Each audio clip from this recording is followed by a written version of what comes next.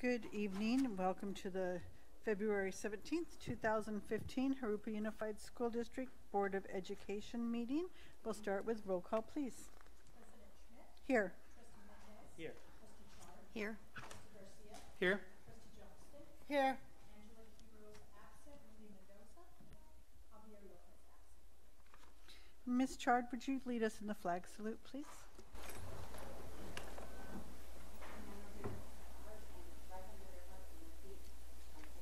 Allegiance to the flag of the United States of America and to the republic for which it stands, one nation, under God, indivisible, with liberty and justice for all. Thank you. And we have several items to report out from closed session. Mrs. Elzig. Thank you. The board took action in closed session to appoint Ron Zahn as principal of Van Buren Elementary School, and that was with a 5-0 vote. Congratulations, Mr. Zahn.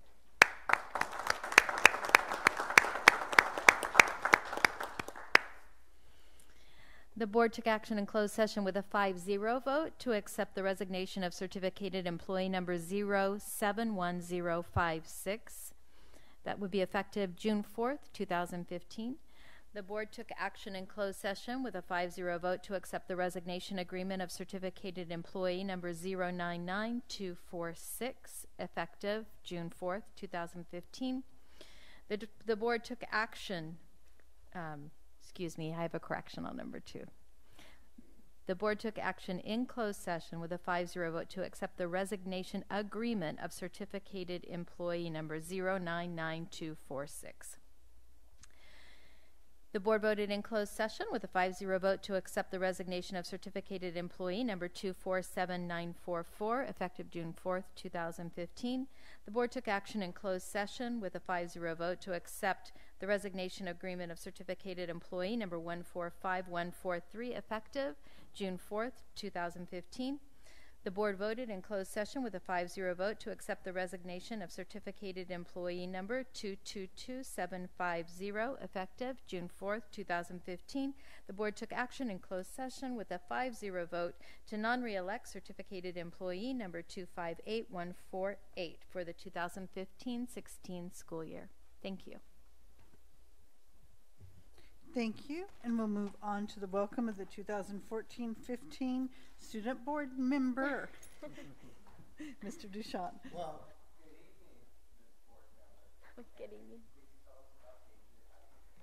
Well, I think this is the first time that we've had all 5 of our winners sports in CIF rounds. Our girls basketball, they're undefeated in league, and their first game will be Saturday at 7 against Skull in Golden Valley, and I recommend or ask you guys to come and support us. Our boys basketball, they also made it to CIF. Their game will be on Friday at Colony High School versus Colony.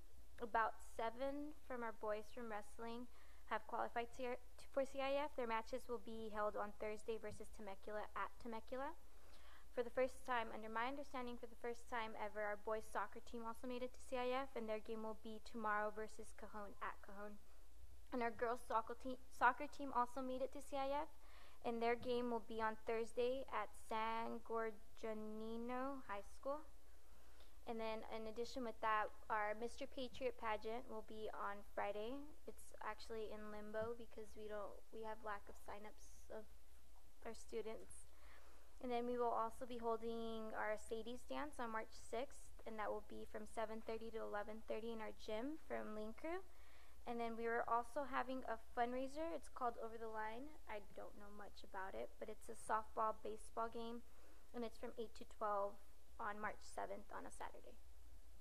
And that's all I have to report. Thank you. And next we'll recognize the Target Field Trip recipient, Ina Arbuckle Elementary School. Mr. Dabrowski.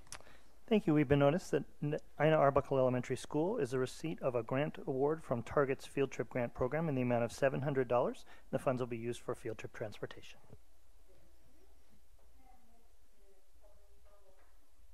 Public verbal comment, and I have no pink slips up here. Was there anyone with public verbal comment tonight? Seeing none, we'll move on to administrative reports and written communications, and start with A, CCSS LCAP implementation report. Mr. Dabrowski. Thank you. I have just 2 items tonight. The first is to talk about our federal program monitoring review. Federal program monitoring is a group of reviewers who come down from the State Department of Education roughly every 4 years. It's formerly been known as categorical program monitoring and coordinated compliance review, and essentially they come down and take a look at our records and the way we're spending money, and they visit some schools and look at classrooms and take a real in-depth look at what's happening in our district. There were 75 items that were monitored as a result of the review, and each of those items had multiple areas where you could be found out of compliance. So all in all, there were maybe a couple hundred possibilities for going wrong. And when they came down and met, the reviewers let us know that, on average, districts are found somewhere between 20 and 30 items that they have to work on, and then you're given 45 days in which to make those corrections. So they were here for a week, and they were on site at Trough Street Elementary, West Riverside Elementary, Sunny Slope Elementary, and the Learning Center.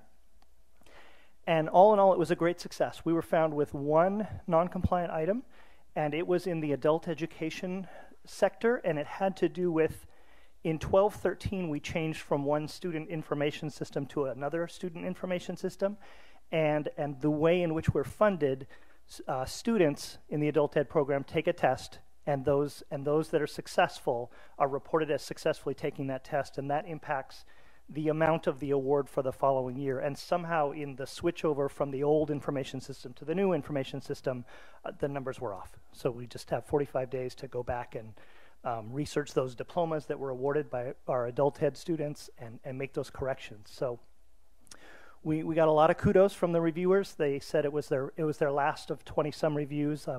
The EL reviewer mentioned that there was only one other district among the 20 that had no findings for their EL program. They took some information from us to use as models in the future, and basically just said a lot of great things about our schools and about our district. So it was a great success. So I want to congratulate the staff and principals at Trough, at Sunny Slope, at West Riverside, and at the Learning Center, and Terry Marino and the Education Services staff here at the district office for doing a fabulous job. Thank you. Oh, I still have one more thing. Sorry. Yep. Now comes the bigger one and the longer one. All right, so I want to talk a little bit tonight about the next generation science standards. I'm going to give you just a little bit of background into how they're different, talk about some of the actions that are going on now and the group of teachers that are working towards implementation of the next generation science standards, and then give you a proposed timeline for the work and how this will roll out over time. And you'll see at the end when we talk about timeline, one of the fortunate things about NGSS implementation is that we have several years to make this transition and prepare for this. And you'll see that it is currently stated that we'll have a science test and full implementation in the 2018-19 school year. So we're getting started now, but we have the time to have a gradual, sort of appropriate, well-informed and collaborative process to make that transition. So talking a little bit about the next generation science standards, they came from the National Resource Council framework, comes from the framework for K-12 science education practices, cross-cutting concepts, and core ideas, and they are performance expectations, not curriculum, much like our CCSS standards are. And they provide for students to have a deeper knowledge of content and most importantly, how to apply that content knowledge. In terms of the shifts from the science standards that we have had in the past, there are 3 big, what they call 3 dimensions that are sort of the important components of the standards as a whole. There are the science and engineering practices, the cross-cutting concepts, the disciplinary core ideas, and I'm going to talk a little bit about each one of those 3 things, and then the importance of science and engineering in the 21st century. So when we talk about science and engineering practices, these are the practices that scientists will use to apply their knowledge and solve problems in school and in the workplace. And you can see there are 8 listed there. One is asking questions and defining the problem. developing and using models, planning and carrying out investigations, analyzing and interpreting data, using mathematics and computational thinking, constructing explanations for science and designing solutions for engineering, engaging in argument from evidence, obtaining, evaluating, and communicating information. And you might notice a lot of similarities between some of the language of the Common Core state standards when you look at argument from evidence and using mathematics and evaluating and communicating information.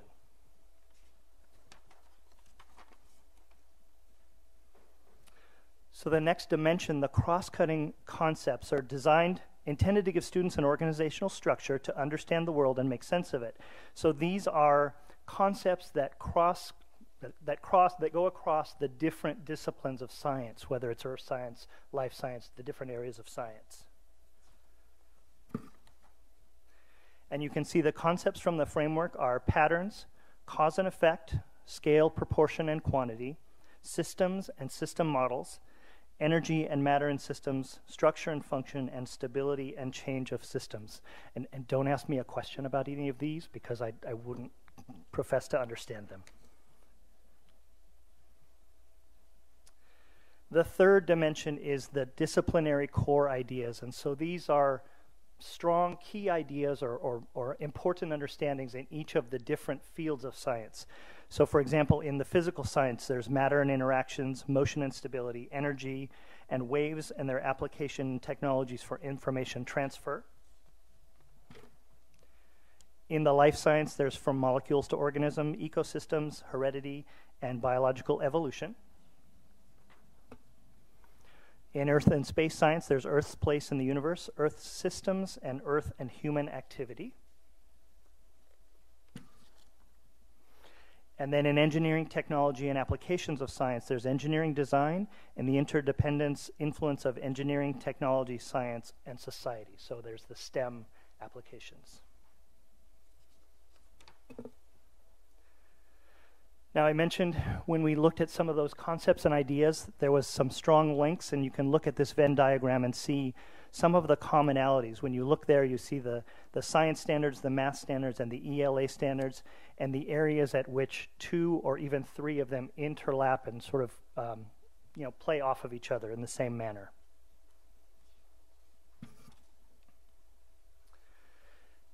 Now, as a district, we have implemented our district science committee, which consists of 40 teachers from kinder through upper high school science courses.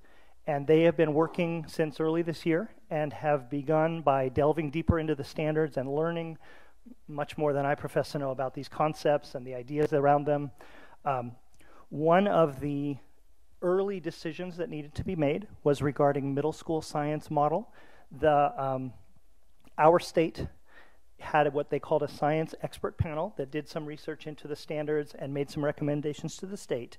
And in 2013, in November, the Board of Education adopted the integrated learning progression model as the preferred model of learning for grades 6 through 8, meaning so they considering middle school inclusive of grade 6. But they also authorized the alternative model, which would be the discipline-specific model, which is what we would say we currently have in our science classrooms in the middle schools. So districts were given the ability to make that decision, whether they were to go with the integrated model or the traditional model. So what we did as a district to be able to make that decision is the committee itself spent several days looking into that, looking at the research behind the 2 different models. We were fortunate to have Dr. Samani from UCR, who is a science professor at UCR and was also one of the key developers of the science framework at our state. And so she came out and spent a whole day with the committee. And then after that, we developed a PowerPoint, or the committee developed a PowerPoint that went to all of our schools, elementary and middle schools and high schools. All of our teachers had a chance, or I say all of our teachers, all of our elementary and then science at the middle and high school had a chance to look through some of that information and participate in an online survey to give their input as well to help inform that decision. And then of those respondents, it ran about 62% to 38% in terms of preference for the integrated model. And so given that information and the research and the information from Dr. Samani, What we did is we have made the decision to go ahead with the integrated model as we move forward into implementation in future years. So at some point in the future, we'll provide you with more information, but again, this is a multi-year process. But as we really began to move further, we had to have that decision in place before we moved much further than where we are now. So to give you an idea of our timeline, this year the committee is working on unwrapping the standards, meaning really taking the standards and looking at deeply at what they say and what kind of learning is required for each standards, and then prioritizing them. Much as we did with our language arts and math standards, we know that not all standards are created equal, and some really need deep mastery on the part of our students, and so that group will be working to make priority decisions in terms of the standards this year. Next year, they'll begin to develop some curriculum and pilot that curriculum, just the members of the committee themselves, as they begin to take a look at those standards and implement some units or some lessons to implement the standards, the NGSS standards, with 16, 17 being sort of a phase 1 partial implementation. And we're not really far enough to give you a lot of information on how that partial implementation will look. We know that it will look differently at the secondary schools than it will at the elementary schools, simply because our secondary science teachers are teaching science exclusively, and our elementary teachers are already working on implementing Common Core Language Arts and Common Core Math. And so we know that there will be some differences in terms of the way this rolls out and the way it's integrated into their instructional day. And then the intent would be in 17, 18, full implementation, additional professional development, and then in 18, 19 we'll begin the testing cycle. And by then the state will have developed the assessments that they'll use, and we'll know more about that. But that's sort of a current update in terms of where we are, where we're headed, and which groups are really looking at that information. So if you have any questions. I don't really have a question, but it's certainly deep topics, and you look at it academically, and I was thinking about the 38% that was looking at the alternatives option. And I'm thinking maybe when we look at career tech and high school careers in college, that I don't know if it would be consideration in the future to look at almost a Math and Science Academy type career tech sort of curriculum at that point. I know, I understand you got to ease into this and integrate in all students and move towards science and math and engineering, but you know, and I was looking at the science and engineering and all of the things that go into that, and I've kind of I can see that being different projects. It's not going to be simple anymore where you just make a model of something and it looks good. It's more like calculations and using technology and using math and using all of those things together. And I mean, I see in a classroom for the elementary kids, they are sort of moving into that integration direction. By the time they're in junior high and high school, they may have developed their mind to be able to actually use those concepts. And I don't know if you understand what I'm saying or where I'm going, but I'm thinking like it's more like a series of science projects instead of like doing all of the planets and doing a model. It's more complicated than that, and using technology, software kind of thing. If you blend all of that together, I'm thinking about the mechanical engineering book that we purchased, and the potential is really, I know you think, okay, well, they go to college for that, but if you want them to be ready for those kinds of things, you have to prepare them to think that way. Anyway, it's an interesting idea, and I hope we can get there. We will certainly get there, and we'll do it in a quality way. In regard to the elementary grades, I know that science at the elementary grades really wasn't emphasized in the past with the standards that we have had in the past here in California, and this to me offers really new opportunity to reinfuse enthusiasm in the science program at our elementary schools. And as always, it's good to see and hear that professional development will be a key component, because that's going to be critical for teachers to really feel comfortable in implementing the units of study and other lesson designs that will be needed to implement this effectively in the classroom. And I could see the excitement really build on the part of students, so that by the time they do get into the middle school and high school grades, that they have not only a solid foundation for success at those levels of scientific inquiry, but even more so that they have an excitement about and an interest and enthusiasm about pursuing science knowledge and careers even. So it looks good. Thank you. You're welcome. And I totally agree.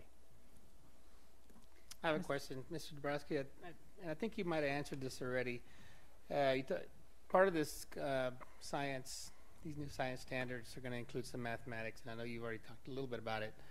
How you'll be monitoring the Common Core implementation that we've already got underway, to where it'll line up with this in 16, 17.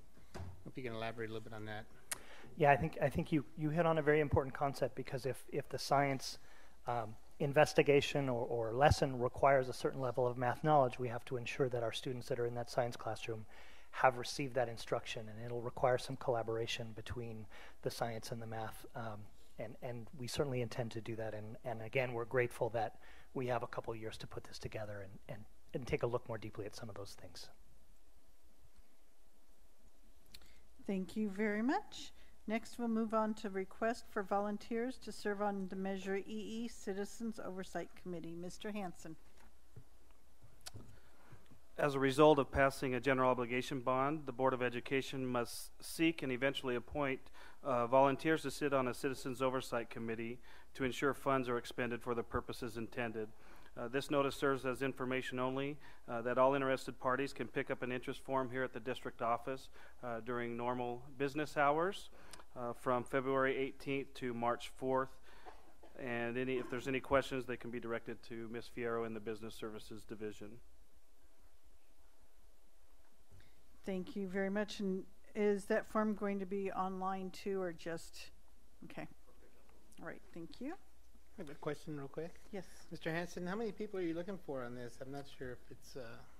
So the committee consists of no less than 7 individuals, and 5 of those individuals must fall within certain categories: business owner, a member of a taxpayer organization, senior citizen, as well as a parent or guardian of a student enrolled in one of our schools, and a parent or guardian of a student enrolled in one of our schools that is active in in a PTA organization.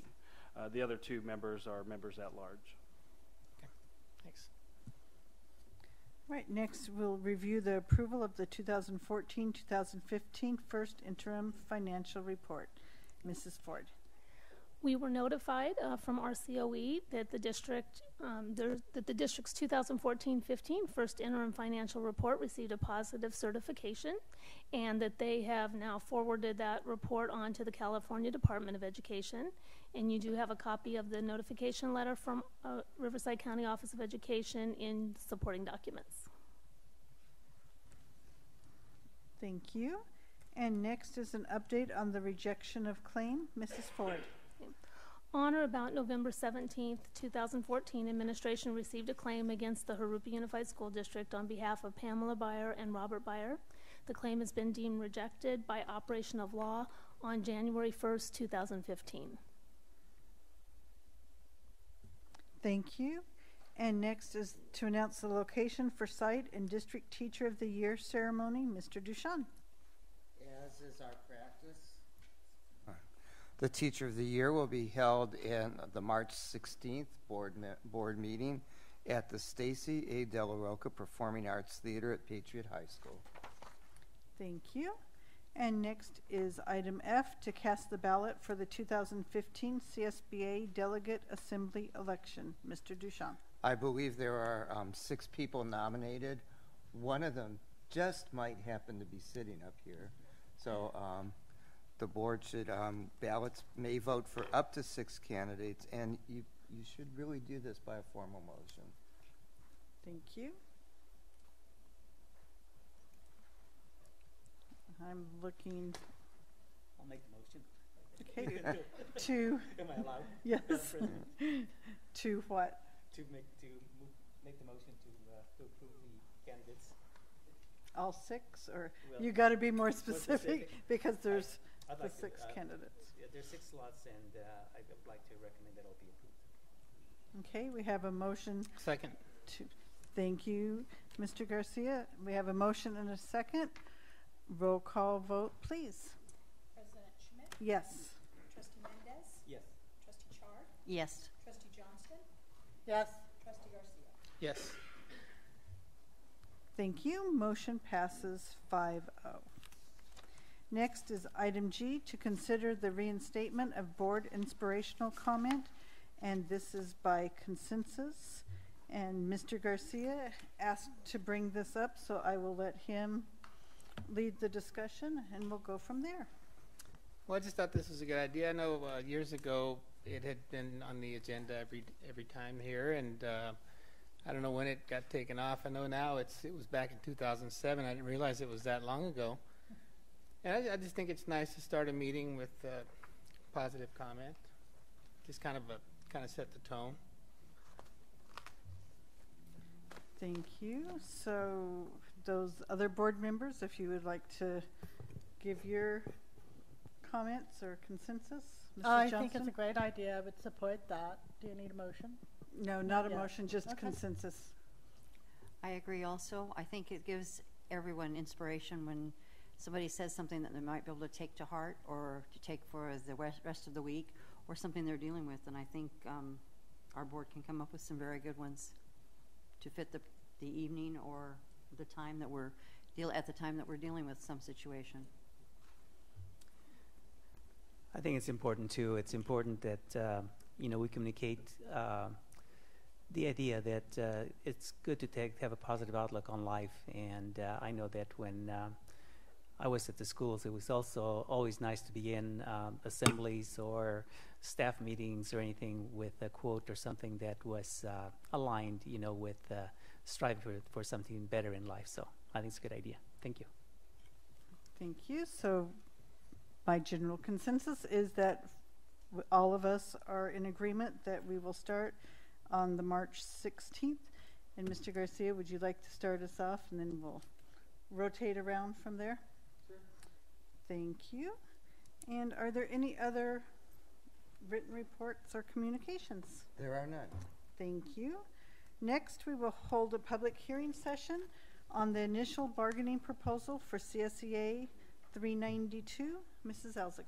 Thank you. At the last meeting, we publicized CSEA's bargaining proposal, CSEA Chapter 392, and their bargaining proposal for public comment tonight. So the board president should formally open and close the public hearing on the initial bargaining proposal for CSEA 392.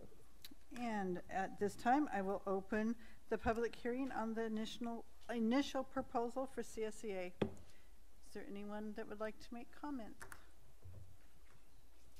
Seeing no movement, we will close that open session and move to hold the public hearing on the initial bargaining proposal for NEA Jurupa. Mrs. Elzick. Thank you. And at the last meeting, we also publicized NEAJ's bargaining proposal for the 2015-16 school year. And tonight we need to open that public hearing in case there's public comment on that proposal. Thank you. And at this time, I will open public hearing for NEA Jurupa. If there's anyone that would like to come up and speak. And seeing no movement for NEA Jurupa to come up and speak regarding their proposal, we will close that public hearing session and move on to the action session and the approval of items A1 through 15. Move for approval. Second. Have a motion by Mr. Mendez and a second by Mrs. Johnston. Roll call vote, please. President Schmidt, Yes. Trustee Mendez, Yes. Trustee Chard, Yes. Trustee Garcia, Yes. Trustee Johnston. Yes. Motion passes 5-0. Item B is to award the contract for carpet services at various sites. Mrs. Ford. Administration is requesting approval to contract with Continental Flooring to purchase and install new carpeting at Camino, Camino Real, Indian Hills, Peralta, Sky Country, and Stone Avenue schools. The classrooms, office, library, and NPR stage areas will all be carpeted. Pricing is based on JUSD's established piggyback bid for carpet and tile services, and the cost of the 5 schools is $585,641 and will be funded through deferred maintenance funds. Thank you. I'd like to say that I've been visiting a couple of the classrooms and they have carpet, and it makes the classroom much quieter, and so that it's not that additional distraction of noise with kids when they have to pair up and do collaborative work. And although I regret the cost, I'm willing to support the motion. I'll second. Okay, we have a motion from Mrs. Johnston, a second from Mr. Mendez. Any other questions or comments? Yeah, I have a question just on the, and I've been with Donna a couple of times with Mr. Deshawn on a couple of visits, and I noticed they're doing a lot of the, like the carpet tile. Is that what we're doing here? Yes, these would be the carpet tiles. Okay. Yeah, we found that they've worked very well, and they clean well. The maintenance on them is much easier than what we've had in the past. So, if we're going carpet, it's the way for us to go. Okay. Thanks. All right, we have a motion and a second. Roll call vote, please. President Schmidt? Yes. Trustee Mendez? Yes. Trustee Chard? Yes. Trustee Garcia? Yes. Trustee Johnston? Yes. Motion passes 5-0. Item C. I'd actually Sorry. like to make a comment because I really want to thank our maintenance department because this has been an ongoing issue, and as many of you know, we removed a lot of carpet because it was not holding up, and the older carpet could not be replaced with the newer glues that met environmental needs, and I was really leaning toward concrete. But thanks to our maintenance department, they discovered a product that works very well, is durable, can be repaired easily, and seems to stay on the floors. So I want to thank them. Thank you. Now we'll move on to item C, award of contract for digital document management system and scanning archiving service. Mrs. Ford. Administration is requesting approval to award a contract to Konica Minolta for a digital document management system and scanning and archiving services. The document management system works with our current Konica Minolta copiers that we have in place, and the initial software install and scanning and archiving services will enable staff to quickly and easily search and retrieve documents from the system's database. Pricing is based upon the Konica Minolta piggyback agreement with the County of San Bernardino, and initially we'll be implementing this in the student records area and the fiscal services area. And administration recommends the board award a contract to Konica Minolta for a digital document management system and scanning archiving service in the amount of $173,219. I so move. I'll second. Have a motion by Mrs. Chard, a second by Mr. Mendez. Any other questions or comments? Yeah, I have a quick question. So is this going to be an ongoing contract, or they're going to teach us how to do it, and then you'll go ahead and do it? It will be both. So we will actually be, at this point, then being able to scan our items into this system. So, but we will also continue to do some archiving or some scanning and archiving of documents that we have that are filling up our storage areas right now, and we need to make sure that we can get those digitized so we no longer have to keep them in a physical location. Okay. Excuse me. Does this include backup copies or digitation? Yes, we would be digitizing it and putting it on our own servers, and then those servers would be backed up. Okay, thank you. Any other questions or comments? All right, roll call vote, please. Yes. Trustee Mendez? Yes. Trustee Chard? Yes. Trustee Garcia? Yes. Trustee Johnston? Yes. Motion passes 5-0. Item D, approve purchase of Dell desktop multi-point 6-seat systems and related equipment for Rustic Lane Elementary School. Mrs. Ford. We are requesting approval to purchase 11 desktop multi-point 6-seat systems and the corresponding monitors, keyboards, mice, video cards, licenses, cables, and headsets that go along with those. The 6-seat system will be installed in multiple classrooms at Rustic Lane, and they will be available to support the implementation of Common Core state standards and online assessments. The computer items will be purchased from Dell, and that's using the Whiskey piggyback agreement. The licenses will be purchased from SHI under the Csba piggyback agreement, and the cables and headsets will be purchased from Daisy IT under our own piggyback bid with them. The total cost of the 6-seat systems is $27,065.81, or that's approximately $410 per student seat, because it's for 66 I student move stations. to approve. I think this is a fantastic deal for 66 computers. I'll second. Have a motion by Mrs. Johnston, a second by Mr. Garcia. Any other questions or comments? Roll call vote, please. Yes. Yes. Yes. Yes. Yes. Motion passes 5-0. Item E, adopt resolution number 2015-48, resolution of the Board of Education of the Jurupa Unified School District requesting the issuance by the California Municipal Finance Authority of not to exceed $30 million aggregated principal amount of the authority's lease revenue bonds, Jurupa Unified School District, Wineville School Project, 2015, Series A, approving the execution and delivery of various legal documents and other matters related thereto. Mrs. Ford. That was really good. Tonight, administration is asking the board to adopt the resolution permitting the district to obtain the assistance of the California Municipal Finance Authority to enter into a lease purchase transaction. The resolution approves all the basic legal documents that are necessary to effect the financing and appoints representatives of the district to complete the transaction and the various bond consultants whose services are required. The resolution requires a simple majority vote by roll call. You, in your supporting documents, you do have an executive summary of the proposed action on the lease revenue bonds.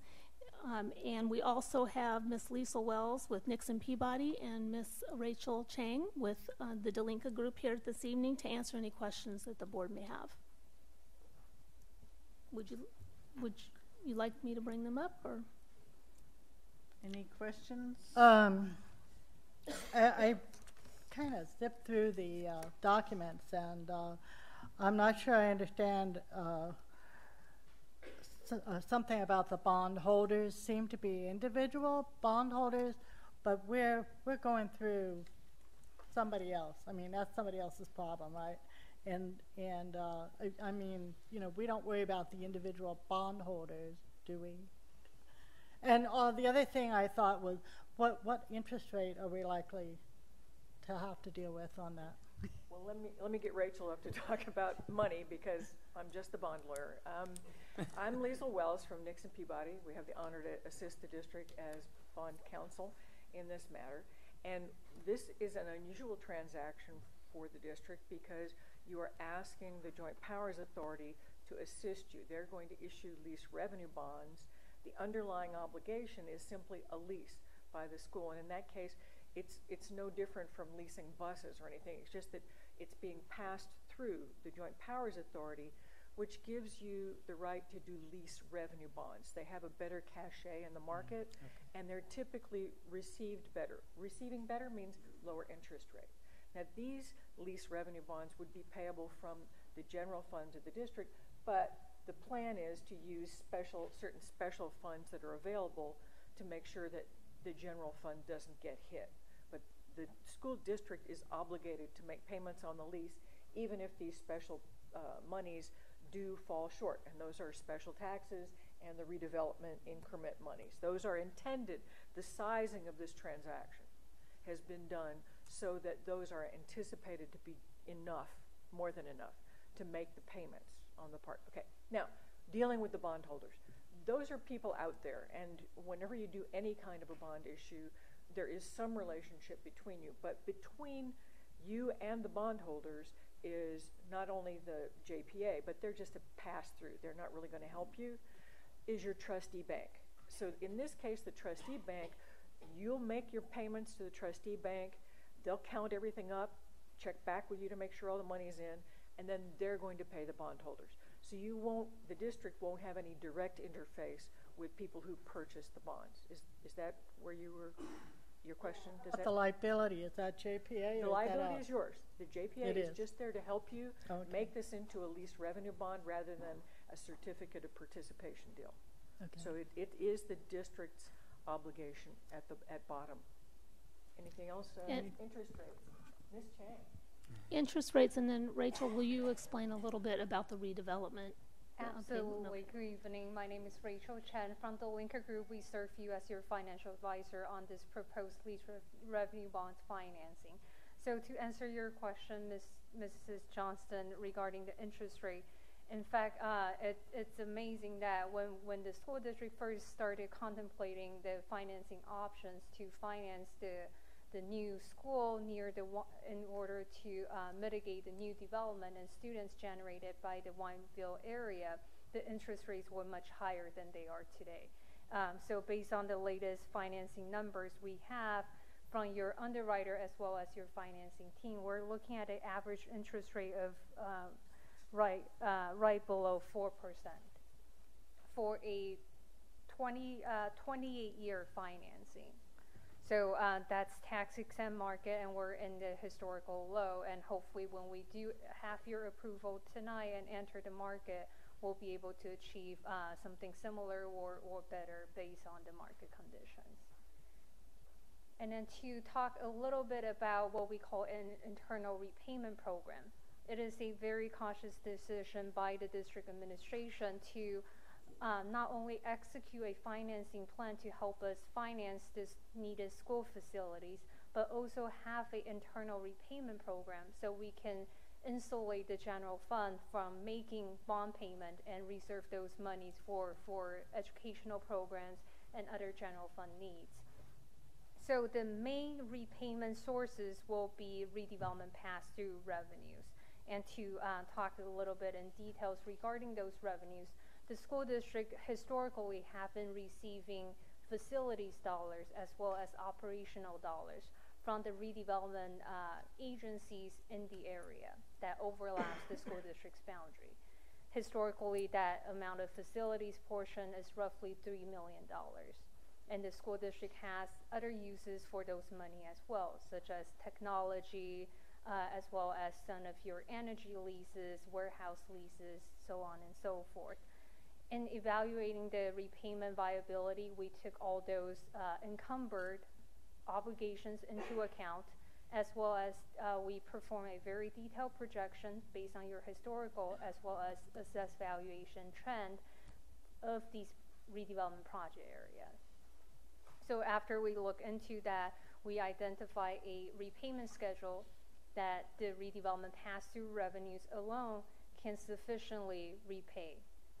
And then obviously on top of that, we want to make sure the district has all the belts and suspenders in terms of repayment obligations. So for your various community facility districts, these CFDs, annually you collect special taxes.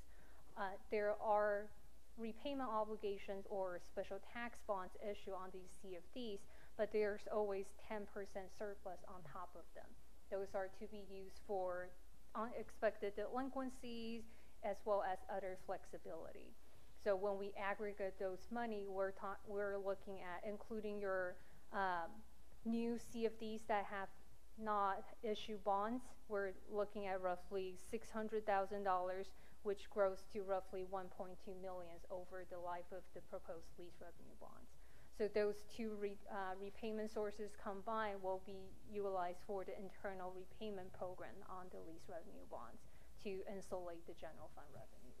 So we are definitely going to have that resource of repayment of redevelopment pass-through that continues for the next 20 years. How do we know we have that? I mean, I thought redevelopment went away. That was an analysis that the Delinka group did for us, and that was analyzing our redevelopment pass-through funds and making sure that we would have those available. Correct. So, Mrs. Johnston, you're absolutely correct. The redevelopment agencies were abolished 2 years ago. However, the redevelopment agencies also have repayment obligation. They have municipal bonds issued prior to the termination of the redevelopment agency.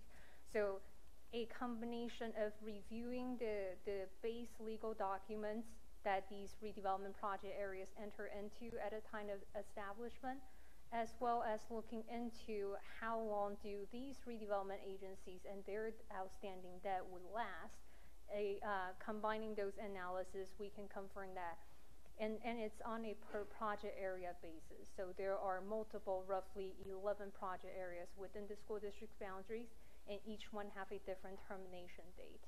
So when we looked into the repayment analysis, we looked at them individually, and aggregately it's roughly 28 years. And we make sure that we structure repayments matching that projection. Thank you very much. I would like to make the motion to approve this item. And I'll second. Okay, we have a motion for Mrs. Johnston and a second for Mr. Mendez. Any other questions or comments? All right, roll call vote, please. Yes. Yes. Yes. Yes. Yes. Motion passes 5-0. Item F, approve at first reading revised board policy 4020, drug and alcohol-free workplace. Mrs. Elzig. Thank you. Administration recommends the board approve at first reading revised board policy 4020, drug and alcohol-free workplace. Move for approval. Second? Have a motion by Mr. Garcia, a second by Mr. Mendez. Questions or comments?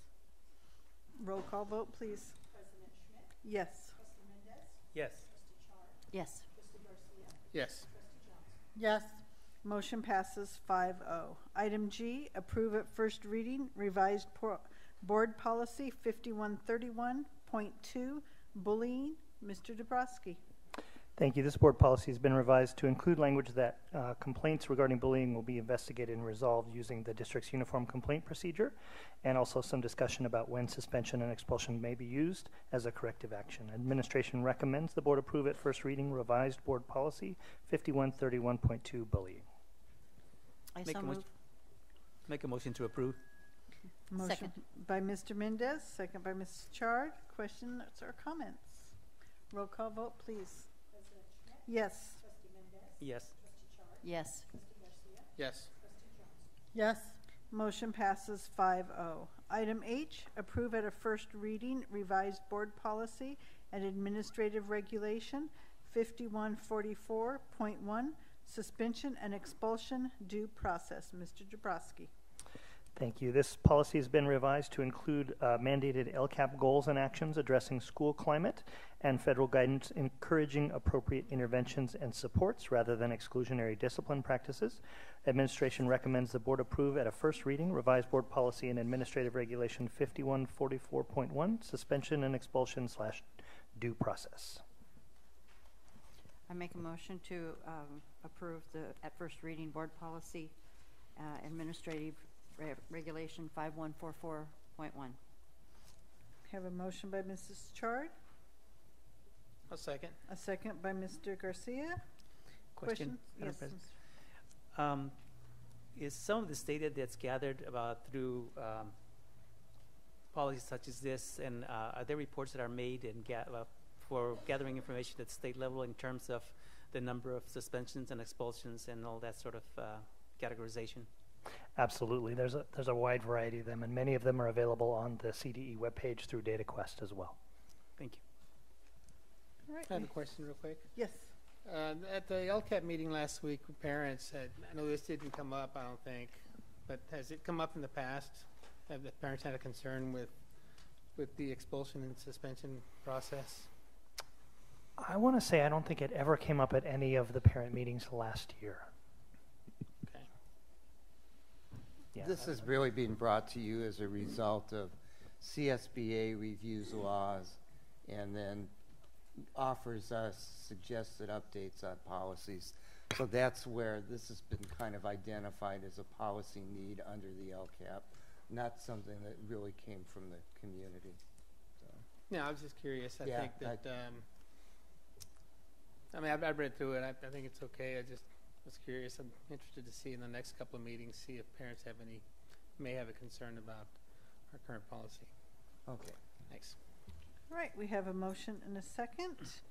Roll call vote, please. President Schmidt? Yes. Trustee Mendez? Yes. Trustee Char? Yes. Trustee Garcia? Yes. Trustee Jones? Yes.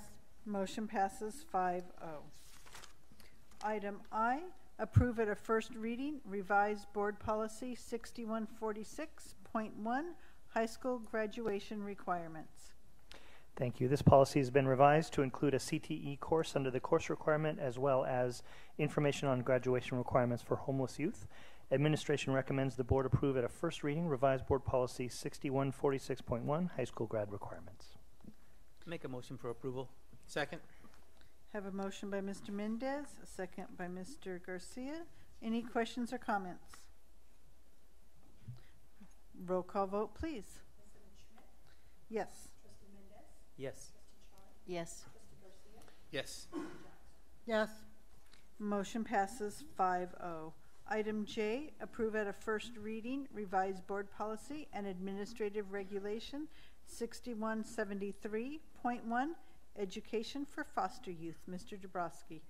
Thank you. As you know, foster youth is one of those 3 identified subgroups from the LCAP and LCFF. And so this revised regulation includes that new legislation for foster youth. Administration recommends board approve at first reading revised board policy and administrative regulation 6173.1, education for foster youth. Make a motion for approval. Second. Have a motion by Mr. Mendez, a second by Mrs. Chard. Any questions or comments? Roll call vote, please. President Schmidt? Yes. Trustee Mendez? Yes. Trustee Char? Yes. Trustee Garcia? Yes. Trustee Jones? Yes. Motion passes 5-0. Item K, adopt at a first reading revised administrative regulation 1230, recognized parent organizations. Mr. Dabrowski. Thank you. We've just added 2 booster clubs. So Move for approval. I'll second. Have a motion by Mr. Garcia, a second by Mr. Mendez. Questions or comments? Mrs. Johnston, did you have a question? No. Okay. Roll call vote, please. President Schmidt? Yes. Trustee Mendez? Yes. Trustee Char? Yes. Trustee Garcia? Yes. Trustee Jones? Yes. Motion passes 5-0. Item L, adopted a first reading, revised administrative regulation and exhibit 1312.4, Williams Uniform Complaint Procedures. Mr. Dabrowski. Thank you. This is another CSBA suggested revision that includes accurate reflection of the types of complaints and procedures that fall under Williams Uniform Complaints. We recommend the board adopt at first reading revised administrative regulation and exhibit 1312.4, Williams Uniform Complaint Procedures. Make a motion to approve. A motion by Mrs. Chard, Second. second by Mr. Mendez. Questions or comments? Roll call vote, please. President Schmidt? Yes. Trustee Mendez? Yes. Trustee Char? Yes. Trustee Garcia? Yes. Trustee Jones? Yes. Motion passes 5-0. Item M, adopted a first reading, revised administrative regulation 4119.11, sexual harassment. Mrs. Elzig. Thank you. This administrative regulation has also been revised to align with CSBA suggested language and numbering system. Administration recommends the board adopt at a first reading revised administrative regulation 4119.11, sexual harassment. Make a motion to approve. Motion by Mr. Mendez, second by Mrs. Chard. Questions or comments? Roll call vote, please. President Schmidt? Yes. Trustee Mendez? Yes. Trustee Char? Yes. Trustee Garcia? Yes. Trustee Jones? Yes.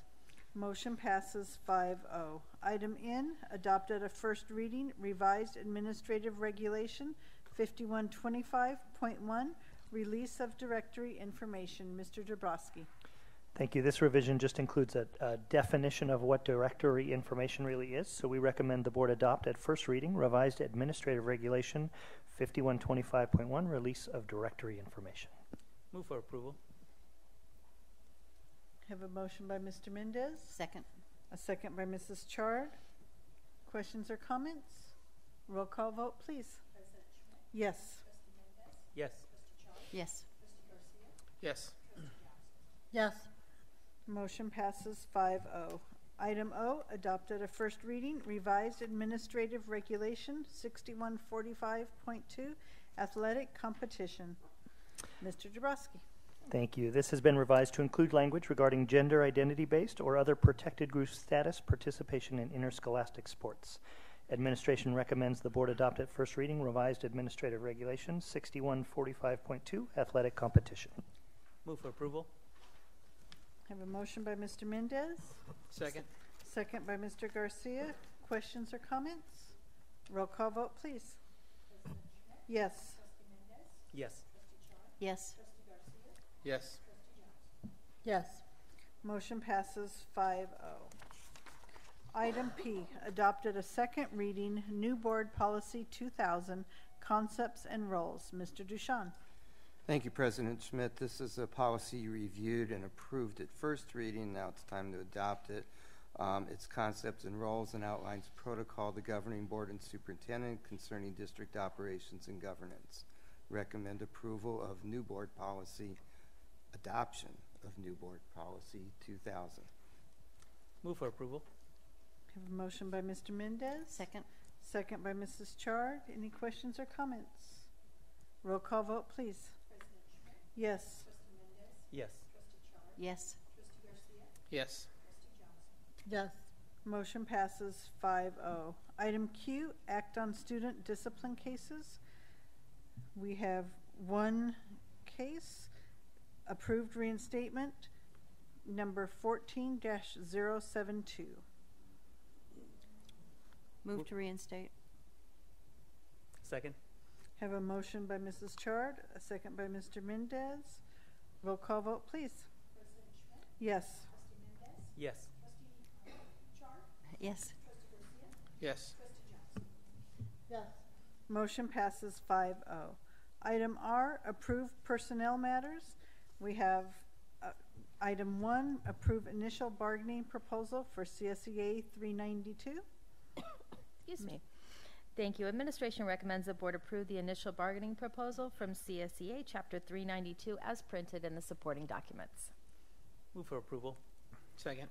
Have a motion by Mr. Mendez, a second by Mr. Garcia. Roll call vote, please. Yes. Yes. Yes. Yes. Yes. Motion passes 5-0. Item R2, approve initial bargaining proposal for NEA Jurupa. Ms. Elzig. Thank you. Administration recommends the board approve the initial bargaining proposal for NEA Jurupa. It is also printed in the supporting documents. Move for approval. Second. Motion by Mr. Mendez, second by Mrs. Chard. Roll call vote, please. Yes. Yes. Yes. Yes. Yes. Motion passes 5-0. R3, adopt the 2015-2016 academic school year calendar. Thank you. And administration recommends the board adopt the 15-16 academic school year calendar. Move for to approval. adopt. Second. Have a motion by Mr. Mendez, a second by Mrs. Chard. Roll call vote, please. Yes. Excuse me. Yes. Yes. Yes. Yes. Motion passes 5-0. Item R4, adopt the 2015-2016 employee work year schedules. Thank you. And this always comes along with the new calendar. Administration recommends the board adopt the 15-16 work year schedules shown in the supporting documents. Move to approve. Second. Motion by Ms. Chard, second by Mr. Mendez. Roll call vote, please. Yes. Yes. Yes. Yes. Yes. Motion passes 5-0. Item S, adopt resolution number 2015-49, the resolution in recognition of the grand opening of the City of Jurupa Valley City Hall. Mr. Ducharme. Well, this is actually very exciting, so we're recommending that the board adopt a resolution actually in celebration of the new City Hall. It will be 5:30 Thursday night. I'm sure you're all welcome to attend and invited, and President Schmidt would present the resolution if it's passed. Move for approval. Second. Have a motion by Mr. Mendez, second by Mrs. Johnston. Roll call vote, please. President Schmidt? Yes. Trustee Mendez? Yes. Trustee Charles? Yes. Trustee Garcia? Yes. Trustee Johnson? Yes. Motion passes 5-0. Item T, board member comments and committee reports. Mr. Mendez, we'll start with you tonight. Thank you. I'm excited about the next generation science standards and look for continued reports to the board so that we can keep up with all the action that will be taking place out there in getting this in place in our classrooms. Also like to congratulate the staff for the first financial interim financial report for the positive risk certification that was received on that document. And I would like to just make a brief report in terms of the DLAC meeting that I attended this past week. A couple of the topics that stood out in my mind was Mr. Dabrowski's presentation in terms of the California Department of Education waiver for combination classes. There was quite a discussion on the part of the participants at the meeting there, but ultimately approved the submission of the request to the State Department to align our procedures and process for our combination classes to be aligned with what the state expects us to be doing, and so and allow us to have those combination classes in our district. And then also congratulations to Ms. Marino again and her staff for the tremendous job in terms of the monitoring of the programs in our district. A lot of positive commendations resulted from that. Including and no items out of compliance, as tends to be our standard that we seem to set for ourselves. The DLAC handbook and the way the standards were organized in the district and the model dual immersion programs were, I guess, recognized as part of the process. So there's a lot of good things happening in the district, and it's really nice to always see this recognition take place. And so we've got some good things going, and again, my appreciation to the staff that's involved in making it all happen. Thank you. Thank you. Mrs. Chard. I would like to congratulate our sports teams for doing such a good job and going to the CIF finals, and wish them lots of luck. I also would like to congratulate Ina for a Target field trip grant. I know when I was at Ina, we applied, and Target never granted us one, and now we've had two in the last 2 meetings. So I'm very happy to see that we're getting some help for these students to go on some of these field trips, because it's a hands-on experience that some of them would never get, and it's a good thing for them, and a good thing for us too. Also on the LCAP award, I would like to congratulate what a good job we're doing on that too. The Charitable Trust Foundation, I'm a member of that committee, and we met today, and we now have scholarships going out to the schools, applications going out to all the high schools. And I encourage you to encourage any parents that you know, any students you know, to check out the Career Center and apply for scholarships. Some of these scholarships may only be $50, $250, $500, but it pays for a book. It'll pay for more than a book. I have nieces and nephews that are struggling to buy their books, so every little bit helps. So every student should apply, every senior should apply for a scholarship. And I hope to see everyone at the grand opening of the new City Hall. I'm looking forward to that. I think it's going to be exciting. We are now a city, and now we have a City Hall. Thank you. Thank you. Mrs. Johnston. Okay. I wanted to say, I think we'll all be surprised when we go to the event for City Hall. They've been working every day, and I haven't seen the inside since everybody moved in, but before they moved in, they were painting and installing, computers and all that. So it's going to be really cool. It's really cool to have our own City Hall, and it's an existing building that's been rehabilitated that everyone's familiar with. The new paint job on the outside, definitely an improvement. And the other thing I wanted to tell you is Robert Garcia and myself have gone to 2 elementary schools. We went to Granite Hill first, We went from kindergarten through 6th grade in one morning. We also went to Sky Country Elementary, same thing, excellent hostess by their principals, Corinne Ortiz and Anne-Marie Ferreira, and I enjoyed it a lot. The students seem to be engaged in every class. They are really engaged in activity. There's no chaos in the classroom. There's, it didn't seem to be, maybe one class where I saw a young man was separated from the other students, but he was quiet and doing his work. And, you know, and then we witnessed a class of students doing writing a story in 2s and 3s, and it's a writing lesson about, you know, your characters, your first paragraph, your plot, and all that. And so every day they are adding to their story, and that was fun.